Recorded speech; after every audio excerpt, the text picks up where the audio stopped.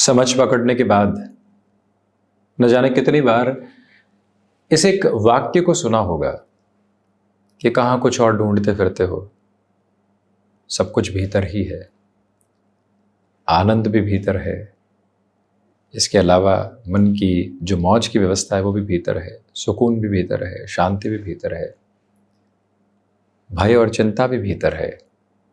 बाहर से हम उनको सिर्फ अपने भीतर लेकर आ रहे हैं ज़बरदस्ती। तो यकीन मानिए साहब कि जो शत्रुवत स्थितियां हैं उसका आधार सबसे पहले भीतर है और उसके बाद वो सार्थक तौर पर समक्ष निकल कर आने वाली व्यवस्था है।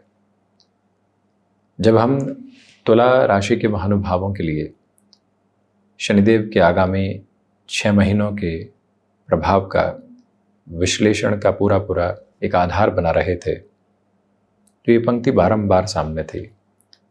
षष्ठ भावस्थ शनिदेव, उनकी यात्रा रोग, शत्रु और ऋण भाव के साथ में है।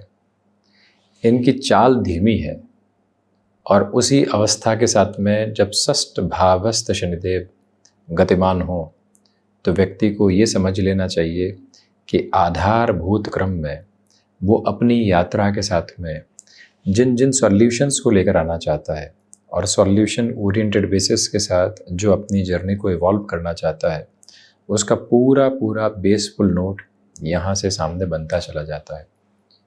शनिदेव षष्ठ भावस्थ यानी जो शत्रु पक्ष की स्थितियाँ हैं, रोग पक्ष की स्थितियाँ हैं और साथ ही साथ जो एक तरह से फाइनेंशियल बर्डन्स के अप्रोच है उसको समझने का और उसकी सार्थकता को देखने का भाव षष्ठ भाव है।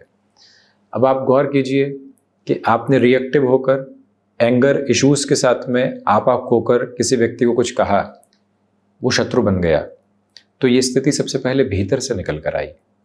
वहीं आलस्य की वजह से हमको अपने ऑफिस में जाने में देरी हुई, एक्सक्यूजेस खोजने पड़े, 4 से 5 बार उन एक्सक्यूजेस की वजह से जो उच्च अधिकारी है वो नाराज़ हो गए और फिर उसके बाद में उन्होंने कंप्लेन करने की शुरुआत की। वहाँ से अब एक ग्रजेस बैठ गए, शत्रुता पनपी। वजह वही भीतर की आलस्यपूर्ण शत्रुता के आधार की स्थितियाँ थी। इसके अलावा हमने अपने खान पान पर बिल्कुल भी गौर नहीं किया, रूटीन को एस्टेब्लिश किया ही नहीं, समय कहाँ मिलता है और कहाँ चला जाता है मालूम ही नहीं चलता, इतनी आपाधापी है। और इन शब्दों के साथ में सब कुछ समेट कर रख दिया, खुद की पर्सनैलिटी को कंक्लूड कर दिया और वहीं से यकीन मानिए अगले को सफाई नहीं दी, खुद को विशेष तौर पर उलझाने का कार्य किया। ये है षष्ठ भावस्थ शनिदेव की यात्रा, जहां से व्यक्ति स्वयं को जानने की प्रक्रियाओं को शुरू कर सकता है। वो आनंद, सुकून, शांति से पहले अपने भीतर की शत्रुवत स्थितियों को खोजने का प्रयत्न करे। कोई आक्रोशित था तो क्या आक्रोश से ही आक्रोश को हटाया जा सकता है? अग्नि से अग्नि बुझाई जा सकती है? संभव ही नहीं है, परंतु आक्रोश के साथ में व्यक्ति वही काम करता है। 6th हाउस के अप्रोच के साथ में अगले के आक्रोश को समझना कि उसकी वजह क्या है और शांत भाव के साथ में उसको समझने की यात्रा को तय करना, ये व्यवस्था महत्वपूर्ण है। अब इस भूमिका के साथ आपके मन में यदि आप यहां तक पहुंचे हैं इस कार्यक्रम को देखते हुए, तो प्रश्न ये भी उठ रहा होगा कि इन 6 महीनों के प्रभावी क्रम के साथ में इसकी चर्चा क्यों? जब भी शनिदेव अपनी अंशगत व्यवस्थाओं के साथ में शुरुआती क्रम में होते हैं और मार्गी आधार पर हो, वक्री होने से पहले, उस समय को अत्यंत महत्वपूर्ण कहा जाता है। 29 मार्च 2025 जहां से शनिदेव परिवर्तित हुए, इसके आसपास ही इनका स्तंभी काल भी रहा। देखिए, ऐसी ग्रह व्यवस्थाएं जब निरंतर गतिमान होती है और गतिमान होकर फिर कहीं किसी और राशि के क्रम के साथ यानी आगामी एक स्ट्रक्चर्ड नोड के साथ जाने वाली होती है तो उसको स्तंभी सिरा कहा जाता है। ठीक वैसे ही जब शनिदेव वक्री होते हैं, देवगुरु बृहस्पति जब वक्रगत आधार को प्राप्त करते हैं तो सीधे चाल चलते हुए जो पुनः मुड़ने की स्थितियां होती है, वक्री होने की स्थितियां होती है, उस घेरे के साथ में एक बिंदु ऐसा आता है जिसको स्तंभी काल कहा जाता है। 29 मार्च के आसपास का समय, 12-13 जुलाई के आसपास का समय इस सिरे के साथ में है। इसलिए जो ये 6 महीने हैं, जहां पर स्तंभी काल को भी देखना और जहां पर ऐसे परिवर्तनों को देखना, जहां शनिदेव अपनी मूल त्रिकोण से यानी लगभग जो 5 वर्षों तक अपनी राशियों में यात्रा तय की, अब बृहस्पति के राशि स्थान में है और उसके बाद कुछ समय बाद अपनी जो एक तरह से मेष राशि स्थान है, नीचस्थ राशि स्थान है, वहां प्रवेश कर जाएंगे। ऐसे क्रमबद्ध सिरे में व्यक्ति विशेष को यह गौर करना चाहिए कि वो अपने भीतर के परिवर्तन को पूरे तरीके से समझने का प्रयत्न कर सकता है। आप इस कैलकुलेशन के साथ, आप इस विश्लेषण के साथ सिर्फ यही देखने का प्रयत्न करते हैं कि हमारे लिए कंक्लूजन में प्रेडिक्शन क्या आ रहा है, तब तो एक तरह से हम गफलत में रहेंगे। परंतु भीतर के प्रवाह को जानने का प्रयत्न करना, जिससे कि हम अपनी शांति को प्राप्त कर पाए, हम अपने आनंद को प्राप्त कर पाए, हम रिएक्शन लेस होकर अपनी जर्नी को देख पाए, हमारे भीतर के शत्रु किस तरह से नकारात्मकता में हमको घेरे हुए हैं उसको देख पाए। जो आजकल एक बात चलती है कि किसी फिल्म के साथ में रिलीज हुई, कोई भी व्यक्ति विशेष के साथ में स्थितियां जुड़ी तो पहले उसके उसी स्तर को देखा गया, फिर 2.0 को देखा गया, फिर 3.0 को देखा गया। री इन्वेंट करने की रिक्वायरमेंट है और व्यक्ति चाहे तो खुद को बड़ी ही सरलता के साथ में री इन्वेंट कर सकता है। जब भी 6th हाउस के सैटर्न की पोजीशन हो, ये विलक्षण स्तर निकल कर आया है। आज ही आप लिखने की अपने बारे में शुरुआत करते हैं तो आपको मालूम चलेगा कि भीतर की शत्रुता कहां कहां से हमको दिक्कत दे रही है। यदि हम सोशल मीडिया के साथ में ज्यादा समय बिता रहे हैं तो वो स्थिति में शत्रुतापूर्ण है। यदि हम सबकॉन्शियसनेस के साथ में ही लोगों के साथ में बातचीत कर रहे हैं, इसका अर्थ ये हो गया कि हर रोज मिलना होता है, ग्रीट करना होता है, हर रोज वही बातें होती है, वहीं पर हंसना होता है, वैसे ही खाना होता है, कुछ भी नयापन नहीं, तो सब कुछ सबकॉन्शियस ड्रिवन है। और जब अवचेतन के साथ में संचालित व्यक्ति अपनी कर्म की प्रगतिशीलता को देखने का प्रयत्न करता है तो वहां से कोई भी प्रगतिशीलता निकलकर आती ही नहीं है। इसी वजह से 6th हाउस के सैटर्न के साथ आप अपने एनिमीज को बहुत अच्छे से पहचान सकते हैं। अब वर्किंग फ्रंट के साथ में जो बिजनेस की पोजीशंस है उसमें एक्सपोर्ट की लाइन से जुड़े हुए महानुभाव हैं। जो महानुभाव यहां पर इंफॉर्मेशन टेक्नोलॉजी के साथ में अपनी पूरी जर्नी को इवॉल्व करके पर्पसफुल बेसिस अपने साथ में देखने वाले होते हैं, उनके लिए समय सारगर्भित है। वजह यह कि जब शनिदेव षष्ठ भावस्थ हो तो आप देखिए कि अष्टम और द्वादश पर इनका दृष्टि संबंध रहता है। अब ये बड़ी विलक्षण बात है। देवगुरु बृहस्पति जब अष्टम में होते हैं तो उस स्थिति को विदेश संबंधी गतिविधियों से बेहतर माना जाता है कि भाई अष्टम में स्वयं होंगे और द्वादश को देखने वाले होंगे, तो जो ओवरसीज की अप्रोच होती है वहां से पॉजिटिविटी है। लेकिन शनिदेव का आधार क्रम और गहरा होता है।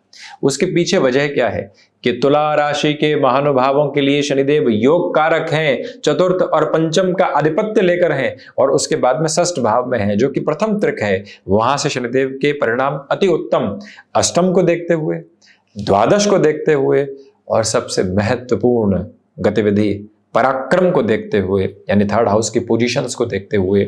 इसलिए ओवरसीज के अप्रोच में कोई रुकावट आप महसूस कर रहे थे, वो जो क्रमबद्ध सिरा है आपके लिए व्यवस्थित होता चला जाता है। आप वहां पर जाना चाहते हैं परंतु मौसम से डर है, तो उसके सिरे में भी जो शारीरिक तौर पर खुद को संगठित करके पूरी तरीके से सुव्यवस्थित करके शारीरिक सौष्ठव को प्राप्त करके जो आगे बढ़ने की यात्रा होती है, वो भी आपके लिए तीव्रगामिता के निक्षेपण को लगातार सामने रखने का पूरा प्रयत्न यहां अपनी उजास के साथ में करती चली जाती है। महानुभाव इस संभावना को अपने साथ बारंबार बनाकर रखने का प्रयत्न करते चले जाएं कि समय अत्यंत शानदार है, यह समय अत्यंत व्यवस्थित है। इस समय की आभा के साथ में कहीं पर भी आपको नेगेटिव साइड में रखने की स्वयं को जरूरत ही नहीं है। इस समय की प्रक्रिया और परिधि के साथ में ये गौर कीजिएगा कि जो नौकरी पेशा जीवन में लंबे समय से उठा पटक जो आप देख रहे थे और जो आगे जाने वाली गतिविधियों को आप किसी भी स्तर पर समाहित करके अपने लिए नहीं देख रहे थे, अब वहीं से अटमोस्ट प्रोग्रेसिव पॉजिटिविटी आपके साथ साथ निकल कर आने की प्रिपरेशन करती है। यह गौर करने की पूरी ज़रूरत रहेगी कि आपके लिए जो ले ऑफ जैसी चिंताएं थी, आपके लिए जो ट्रांसफर पे जैसी टेंशन्स थी, वो हटती है। आप यहाँ से एक स्पेसिफिक क्लैरिटी की तरफ आते हैं। लेकिन अगर आप परिवर्तन की तरफ जाना चाहते हैं तो गौर कीजिएगा कि आपको कंफर्ट नहीं मिलने वाला है। एक तरफ पैकेज में गेन हो, एक तरफ डेजिग्नेशन में गेन हो और व्यक्ति ये चाहे कि उसको कंफर्ट भी मिले, ये प्रश्न वो स्वयं से पूछकर देखे कि वो हासिल क्या करने की तरफ जा रहा है। वो 1 मंजिला मकान से 2 मंजिला की तरफ जाना चाहता है, परंतु अपनी स्थितियों को पूरे तरीके से क्लैरिटी में नहीं लेकर जाना चाह रहा है कि वहां पर एक अलग प्रक्रिया के संघर्ष होंगे, वहां बहुत कुछ और ध्यान रखने की आवश्यकता होगी। इसलिए जब आप ऐसे गेन की तरफ जा रहे हैं तो स्मूथनेस की उम्मीद तो यहां पर बिल्कुल मत कीजिएगा, क्योंकि गेन के साथ में बहुत कुछ ऐसा निकल कर आता है जो व्यक्ति विशेष को प्रेशराइज करने वाला होता है, और उस प्रेशर में सैटर्न की पोजीशन कुछ हद तक पोजीशंस को और एड ऑन ही करती है। इसके अलावा जो विदेश संबंधी गतिविधियों के साथ जुड़ी हुई स्थितियों में व्यय का पक्ष होता है, वो भी आपके लिए काफी हद तक हावी है। भाइयों के साथ में जो शत्रुवत क्रम बने हुए थे वो बढ़ने वाले नहीं हो श्रीमान। ये निवेदन आपसे करेंगे कि आप स्टॉक मार्केट में अपनी लिमिटेशंस के साथ इन्वेस्टमेंट की पोजीशंस को देखकर चलिएगा। यह निवेदन आपसे करेंगे कि आप स्टॉक मार्केट को रिलेट करते हुए पोजीशंस के साथ में जो यहाँ पर लोगों को सलाह संबंधी क्रम में लेकर चलते हैं, उसमें स्वयं को और व्यवस्थित करके चलने का प्रक्रियाबद्ध चरण अपनाकर चलिएगा। हम यह भी आपसे निवेदन करना चाहेंगे कि आप अपनी क्षमताओं पर पूरा पूरा विश्वास स्थापित करके आगे बढ़ने का प्रयास कीजिएगा। ये निवेदन है आपसे कि आपके साथ में कोई ऐसा अवसर आ रहा है जहां आपको लगता है कि उलझ जाएंगे। ये व्यक्ति जो कह रहा है वो बात तो शानदार है, परंतु इस व्यक्ति की भावना उतनी शानदार नहीं है। हम बातों की लोलुपता में आकर कई बार खुद को इतना उलझा बैठते हैं कि वो नहीं समझ पाते जो उसके पीछे के छुपे हुए अर्थ होते हैं। आपको वो गहनता, आपको वो बोध मिला है। हालांकि तुला राशि के महानुभावों की विशेषता यही है कि अपने आनंद में रहते हैं, जो चिंताएं हैं उनको बहुत जल्दी हटाकर आगे बढ़ने की यात्रा को तय कर पाते हैं। और जब ये अवस्था सहज तौर पर प्राप्ति वाराण्य बोधक है तो फिर कोई और चिंता करने की जरूरत नहीं। आप इस बात को अपने साथ गहन अनुशीलन में लेकर चलने का प्रयत्न कीजिएगा कि यहाँ से आप डिसिप्लिन की जर्नी को देख सकते हैं। यहाँ से धीरे धीरे आप किसी निर्णायक जगह पर खुद को काबिज करने की यात्रा को तय कर सकते हैं। आज और कल के उतावलेपन से हटकर आप आगे की तरफ खुद को देखिएगा। याद रखिएगा कि यहाँ यात्राएं निरंतर है और उन यात्राओं के साथ में स्वयं को जोड़ना अति आवश्यक है।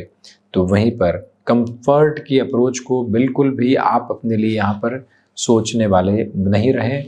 वहीं पर ज़मीन संबंधी कोई भी निर्णय की तरफ आप जाना चाहते हैं और लोन आदि को अपने साथ में जोड़ना चाहते हैं, उस लिहाजा इस समय को सारगर्भित कहा जाएगा। वजह यह है कि पंचम भावस्थ राहु है, एकादश भावस्थ केतु है, नवम भावस्थ देवगुरु बृहस्पति पराक्रम को देखते हुए शनिदेव के साथ में, और चतुर्थेश षष्ठ में है। इसलिए कोई भी चिंता उस तरह के साथ में आपके लिए निकल कर आने वाली नहीं होती है। यहाँ पर आप अपने आध्यात्मिक आनंद को पूर्णतया प्राप्त कर सकते हैं जब व्यक्ति अपने मनोभावों को समझने की तरफ जाता है। आप एक छोटे से उदाहरण के साथ खुद को जोड़ सकते हैं। ये कार्यक्रम आपने देखा, भाव क्या रहे आपके साथ और भाव क्या रहे हमारे, वो एक जगह आकर कनेक्ट हुए, तो आपने इन डेप्थ प्रोसेस में खुद को भी समझने का प्रयत्न किया और इस विश्लेषण की आभा के साथ में भी चलने की प्रक्रियाओं को अपने साथ में रखा।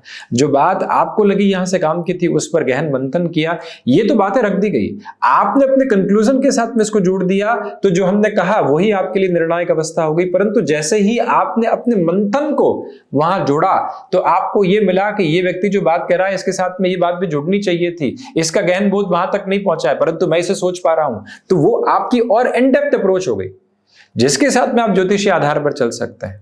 तो जो मन का मंथन निकल कर आता है वो अवस्था स्पष्ट तौर पर एक अलग क्रम में होती है।